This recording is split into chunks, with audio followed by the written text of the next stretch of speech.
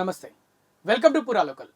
Delhi liquor పాలసీకి సంబంధించిన CBI నమోదు చేసిన కేసులో సీఎం అరవింద్ కేజ్రీవాల్ను 14 రోజుల జ్యుడిషియల్ కస్టడీకి రౌస్ ఎవెన్యూ కోర్టు ఆదేశించింది.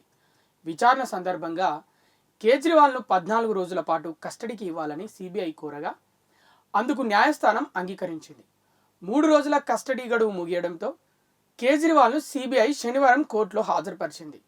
కేజ్రీవాల్ను జైలుకి పంపాలంటూ దాఖలైన పిటిషన్పై ప్రత్యేక న్యాయమూర్తి సునైనా శర్మ తీర్పును రిజర్వులో ఉంచి ఆ తర్వాత 14 రోజుల పాటు జ్యుడిషియల్ కస్టడీ విధించారు. దీంతో కేజ్రీవాల్ను తిహార్ జైలుకి తరలించారు.